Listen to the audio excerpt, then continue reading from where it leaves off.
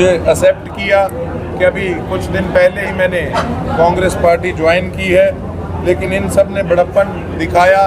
मुझे केडिया साहब ने भी, चावला साहब ने भी सबसे पहले फ़ोन करके खुद इन्होंने मुझे समर्थन, तो क्या पार्टी का हिस्सा मैं बनाऊं, इन्होंने मेरा स्वागत किया और लगातार मेरे लिए मेरे दोनों भाई करण जी भी, नमन जी भी दिन रात एक कर रहे हैं। पूरी कांग्रेस पार्टी की टीम से मैं यही रिक्वेस्ट करूंगा कि दिन थोड़े हैं, आपके परिवार में मैं शामिल हुआ हूं और हो सकता है कि किसी को मैं अप्रोच करने से रह भी जाऊं क्योंकि समय का अभाव है, लेकिन मैं इतना विश्वास दिलाता हूं पूरी कांग्रेस पार्टी को, पूरी कांग्रेस पार्टी की लीडरशिप को कि मेरी तरफ से कभी आपको नीचा नहीं देखना पड़ेगा। आज कई तत्व इस प्रकार के हैं जो अंदर खाते हम लोगों को आपस में लड़ाने का पूरा प्रयास कर रहे हैं। ये जो कोशिशें हैं ये विपक्ष की कोशिशें हैं, लेकिन हमारा कोऑर्डिनेशन, हमारा प्यार जो है वो इतना मजबूत है कि कहीं ना कहीं मैं भी इस प्रकार का आदमी हूँ। मेरे तक अगर कोई इस प्रकार की बात पहुँचती है तो सारा परिवार बैठा है, हम आपस में डिस्कस करके इसको साझा करके और इन चीज़ों को हम कहीं भी उन लोगों को सेंध नहीं लगाने देंगे। कांग्रेस पार्टी को मजबूत करने का काम करेंगे।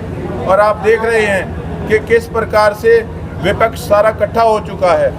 एक तरफ तो ये लोग कहते हैं कभी कि हम तो एनडीए का हिस्सा हैं, दिल्ली जाके हाजिरियाँ मारते हैं जब बीजेपी वाले बुला लेते हैं। दूसरी तरफ किसानों का वोट लेने के लिए ये इंडियन नेशनल लोकदल पार्टी के सभी कार्यकर्ताओं को कहीं ना कहीं बरगलाने का काम कर रहे हैं। लेकिन जनता बड़ी समझदार है, जो भी किसान वर्ग है हमारा, किसान वर्ग इस चीज़ को भली भांति जानता है कि ये कई लोग अपनी राजनीति चमकाने के लिए आज किसानों की आंख में धूल झोंकने का काम कर रहे हैं, ये बात कह के कि हम तो भाई बीजेपी के साथ नहीं हैं। लेकिन ये वही लोग हैं, ये वही गद्दार हैं, ये उस किसान कौम के ये लोग गद्दार हैं जो इलाहाबाद जाकर किसानों के सामने जिन्होंने चुनाव लड़ने का काम किया था। और मैं इंडियन नेशनल लोकदल पार्टी के कार्यकर्ताओं को भी यही अपील करूंगा कि भैया गोकुल सेतिया तो फिर भी कहीं ना कहीं आधी रात को काम ही आएगा।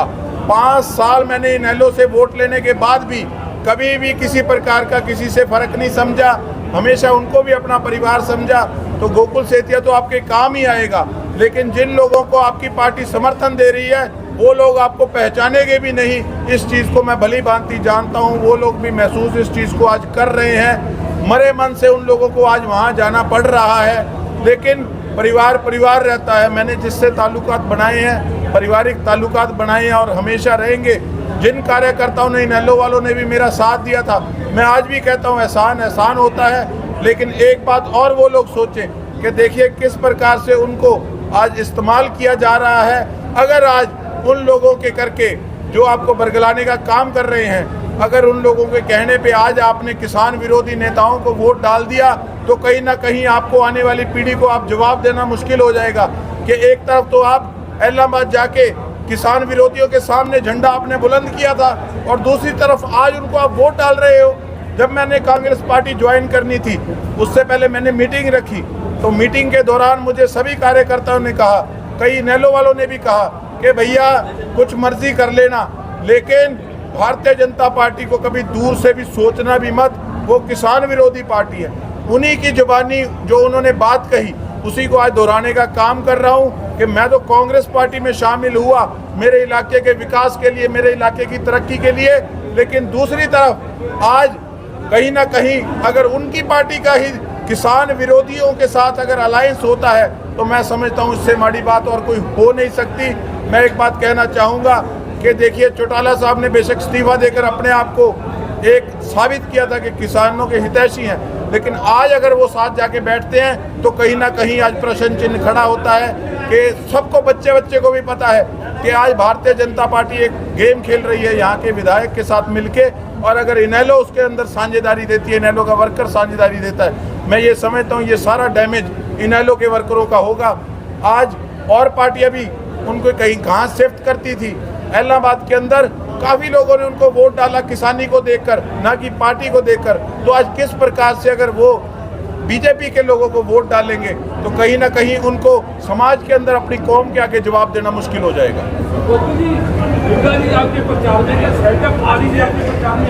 बिल्कुल जी, 27 तारीख का शैलजा जी का प्रोग्राम है तो आज उनका जन्मदिन भी है, मैं इसके लिए उनको बधाई भी देता हूँ। आपको क्या माहौल नजर आ रहा है? माहौल बहुत अच्छा है जी। मेरी इज्जत इन लोगों ने बचानी है, ये सारे बैठे हैं।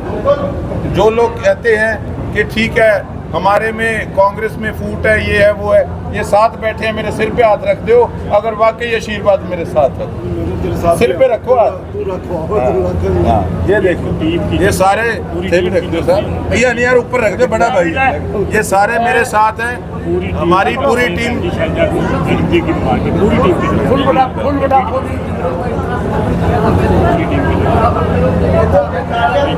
जी मैं आवाज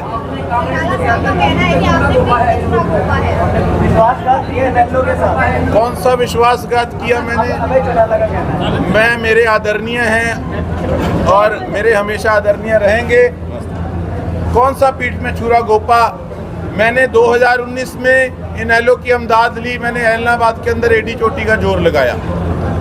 बीजेपी पार्टी की मुझे टिकट की ऑफर थी बाई इलेक्शन के अंदर, मैंने उसको ठुकराया। केवल इनेलो के लिए नहीं, मैंने किसान कौम के लिए उस ऑफर को ठुकराया। जो पार्टी किसानों के विरुद्ध खड़ी थी, मैं उनसे चुनाव लड़के किसानों का गद्दार नहीं बनना चाहता था, ना मैं सोच सकता कभी सपने में। क्या मैंने इनेलो की अमदाद करी, वो मैंने पीठ में छुरा मारा? मैंने लोकसभा चुनाव के अंदर इतनी गर्मी तपती धूप में इन सब ने शैलजा जी को बनाया यहाँ से, मैं तो तब भी इनेलो में था, तो मैंने क्या उनके पीठ में छुरा मारा? अगर मैंने विपरीत स्थितियों के अंदर भी उनके साथ खड़े होने का काम किया, मैं क्या इनेलो का चुनाव चिन्ह मेरा चश्मा था? मैं इंडिपेंडेंट था। मैंने जब तक हुआ मैंने ब्याज समेत एहसान लौटाने का काम किया है। अगर उन्होंने इस तरीके की मेरे बारे में बात बोली है, कोई बात नहीं, मेरे बड़े हैं, कुछ भी कह सकते हैं।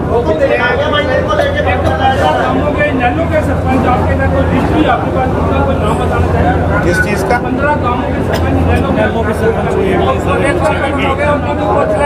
मैंने कभी भी किसी को इस तरीके से, ना तो मेरे पास कोई सरपंचों की उस तरीके की लिस्ट, मेरे पास 15 गांव के किसान साथी सभी मिलके आए थे जो पीड़ित है, जिनकी पैलियों के अंदर पानी नहीं लग रहा, धिंगतानिया माइनर, बम्बूर माइनर, जिनकी पुरानी मांग है।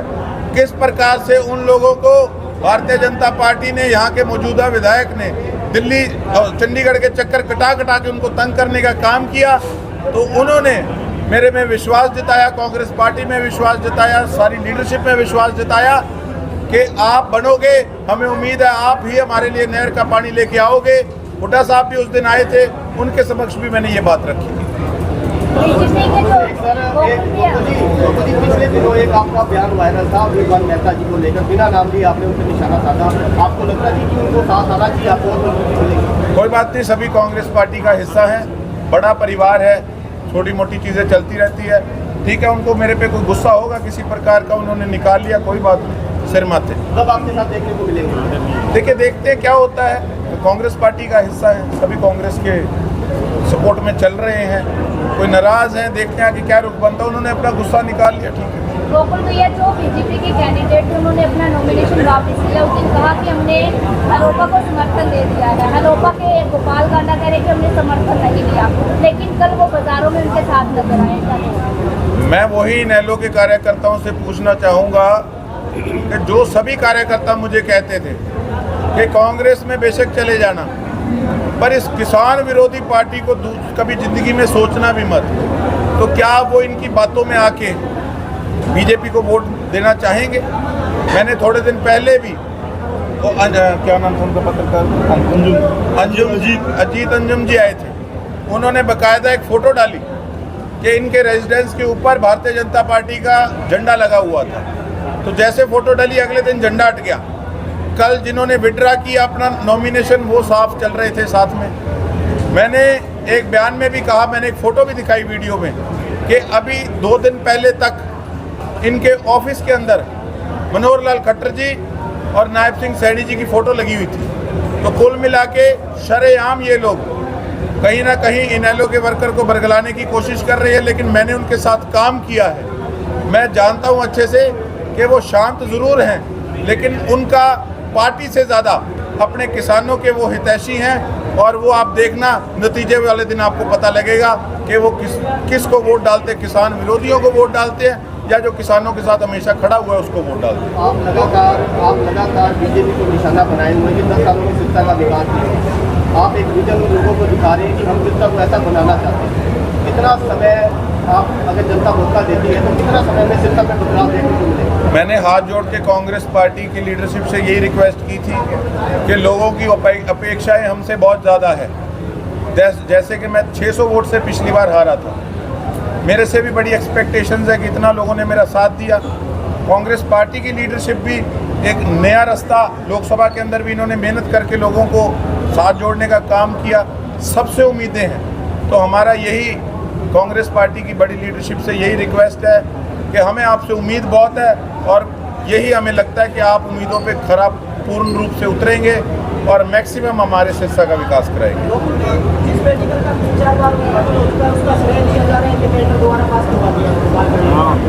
देखिए, टेंडर का अचार डालेंगे। 10 साल के अंदर जो मौतें हुई है, जो लोग टाइम पे हॉस्पिटल बड़े शहरों में नहीं पहुंच पाए, जिन्होंने एम्स पीजीआई में जिन लोगों ने धक्के खाए दुनिया जान के, जो तंग हुए 10 साल, वो तंगी दी हुई सारी भारतीय जनता पार्टी की है। टेंडर का क्या करेंगे? हमने टेंडर से लेना क्या है? हमें फैसिलिटीज़ चाहिए। हम अगर लोग टैक्स पे करते हैं तो हम ये बहाने सुनने के लिए नहीं पे करते कि टेंडर हो गया, नहीं हो गया, ये हो गया, वो हो गया। लोगों का काम है वोट डालना, टैक्स पे करना, फैसिलिटीज़ प्रोवाइड कराना सरकार का काम है, लेकिन वो कुछ कर नहीं पाए। 10 साल में सेंटर में, स्टेट में उनकी सरकार रही, लेकिन वो टोटली फेलियर रहा उनका। सवाल भी दोहरा देता हूँ, जनता आपको मौका देती है तो आप कितने समय में मेडिकल कॉलेज दिशा है, सिरसा में जो दशा है उसको कैसे सुधार पाएंगे? मैं भी अपना जवाब आपको दोहरा देता हूँ कि मैंने आपको यही बात कही है कि शीर्ष नेतृत्व से, कांग्रेस पार्टी की लीडरशिप से हमने यही रिक्वेस्ट की है कि सारा काम प्रायोरिटी पे रख के सिरसा का कराना। उस दिन आपने शहीद भगत सिंह चौक पे मेरी स्पीच में सुना होगा कि हमारे साथ इस तरीके का व्यवहार हो रहा है जैसे कि सिरसा हरियाणा का हिस्सा ना हो। अब टाइम पीरियड कोई कुछ नहीं कह सकता, पर हाँ, एडी चोटी का जोर लगा देगा।